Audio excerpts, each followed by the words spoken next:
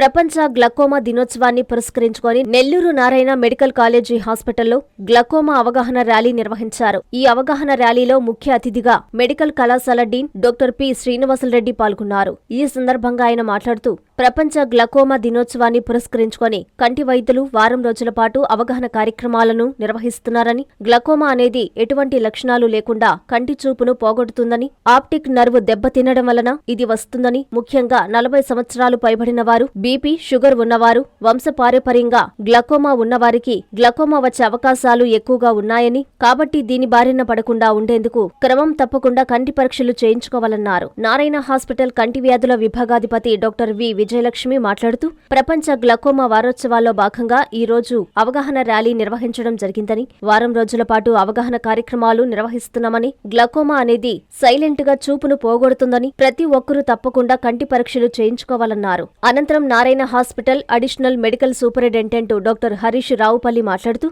సర్వేంద్రియానం నయనం ప్రధానమని, పరీక్షలు చేయించుకోవడం ద్వారా మాత్రమే గ్లకోమాను గుర్తించగలమని, బీపీ కొరకు చేసే సాధారణ పరీక్ష మాదిరిగానే గ్లకోమా పరీక్ష ఉంటుందని, ఎవరైతే బీపీ, షుగర్తో బాధపడుతున్నారో వారు ఖచ్చితంగా గ్లకోమా పరీక్షలు చేయించుకోవాలని, నారాయణ హాస్పిటల్లోని ఓపీ విభాగంలో 2వ అంతస్తునందు సంప్రదించవచ్చన్నారు. ఈ కార్యక్రమంలో నారాయణ మెడికల్ కళాశాల vice principal doctor Vishwakumar, NSS programme officer doctor DM Karthik, కంటి వైద్యులు doctor P. Venkataramana, hospital AGM AC Shekar Reddy మరియు వైద్య విద్యార్థులు తదితరులు పాల్గొన్నారు.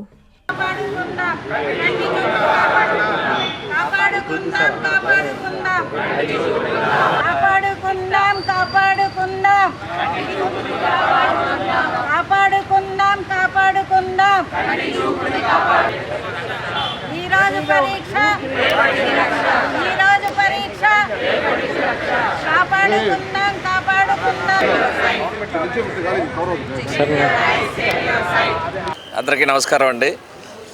ఈరోజు నారాయణ మెడికల్ కాలేజ్ కంటి వ్యాధుల విభాగం వైద్యులు, హెచ్ఓడి మరియు వైద్యులు, స్టూడెంట్స్ అందరూ కలిసి ఒక ప్రోగ్రామ్ చేస్తున్నారు. అదేంటంటే వరల్డ్ గ్లకోమా ప్రివెన్షన్ వీక్.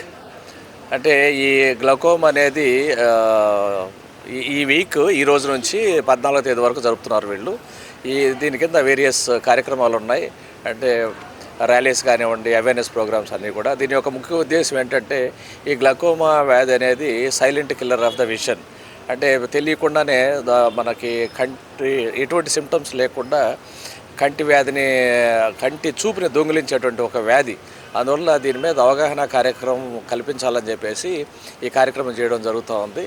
ఎందువల్లనంటే ఇది ఎటువంటి సిమ్టమ్స్ ఉండవు, వచ్చే ముందర ఈ వ్యాధికి సంబంధించి ఎటువంటి సిమ్టమ్స్ ఉండవు. కానీ ఆప్టిక్ నర్వ్ దెబ్బతినిపోయినందువలన కంటి చూపు కంప్లీట్గా పోతుంది, మళ్ళీ రికవర్ కావడం కూడా కష్టం.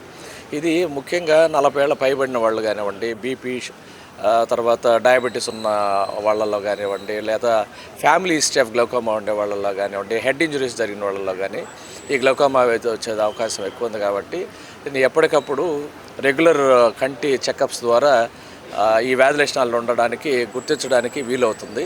ఎందుకంటే సిమ్టమ్స్ ఏమీ ఉండవు కాబట్టి తెలియదు. అంత చూపు బాగానే ఉన్నట్టు ఉంటుంది, కళ్ళు బాగానే ఉన్నట్టు అనిపిస్తుంది, కానీ చూపు మందగించిపోతుంది. అదే పర్మనెంట్ డ్యామేజ్. కాబట్టి దీనికి ముఖ్యంగా మనం చేయాల్సిందంటే రెగ్యులర్ చెకప్స్. డయాబెటీస్ ఉంటే దాన్ని కంట్రోల్ చేసుకోవటం, తర్వాత గ్లకోమా ఫ్యామిలీ హిస్టరీ కానీ ఉంటే దానికి సంబంధించిన రెగ్యులర్ ఫాలోఅప్ చెకప్స్ చేసుకుంటూ ఉంటే వైద్య నిపుణులతో కలిసి దీన్ని నివారించవచ్చు.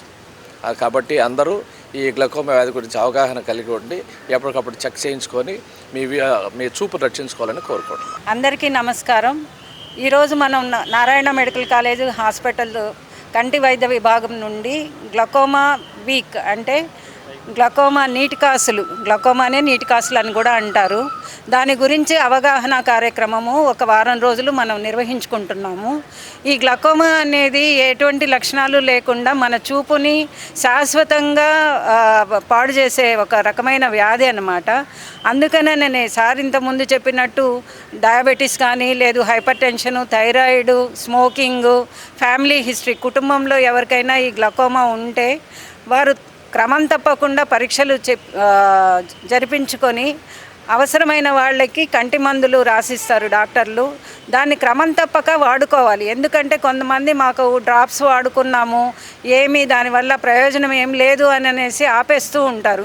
ఇలా ఆపేయడం వల్ల ఏమవుతుంది అని అంటే కంటి నరము పూర్తిగా దెబ్బతిని చూపు కూడా శాశ్వతంగా దూరం అవుతుందన్నమాట. ఆ తర్వాత మనం ఎన్ని ప్రయత్నాలు చేసినా, ఎలాంటి ట్రీట్మెంట్ కానీ ఎలాంటి ఆపరేషన్లు చేసినా కూడా పోయిన చూపు తిరిగి తీసుకురాలేము. అందుకని ప్రతి ఒక్కళ్ళు 40 సంవత్సరాలు 50 సంవత్సరాలు పైబడిన వాళ్ళు క్రమం అంటే ఒక్కసారి డాక్టర్ దగ్గరకు వచ్చి ఉందా లేదా అని వ్యాధి నిర్ధారణ చేసుకొని, వ్యాధి నిర్ధారణ అయినప్పుడు వాళ్ళు సూచించిన మందులు వాళ్ళు సూచించిన మేరకు ఏ విధంగా వాడాలో అలా వాడుకొని మీ చూపుని జాగ్రత్తగా కాపాడుకుంటారనని ఈ వారం రోజులు మేము అవగాహన కార్యక్రమాలు, ర్యాలీలు, వాకర్స్ క్లబ్లో ఉదయం ఒక అవగాహన కార్యక్రమం చేసాము. అలాగే ఇక్కడ కంటి విభాగంలో ప్రతిరోజు దీనికి గ్లకోమా స్క్రీనింగ్ క్యాంపు అంటే కంటి ఒత్తిడి పరీక్ష, ఐఓపి పరీక్ష, లేదు విజువల్ ఫీల్డ్ అలాంటి గ్లకోమాకి సంబంధించిన వివిధ పరీక్షలన్నీ కూడా చేస్తున్నాము.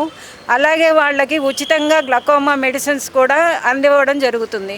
అందుకని ఈ అవకాశాన్ని 14వ తేదీ వరకు అందరూ ఉపయోగించుకుంటారని ఆశిస్తూ ముగిస్తున్నాను. Thank you. అందరికీ నమస్కారం అండి. సో మీ అందరికీ తెలిసినట్టు మనం చాలా ప్రాముఖ్యమైనటువంటి సూక్తి సర్వేంద్రియాణం నయనం ప్రధానం.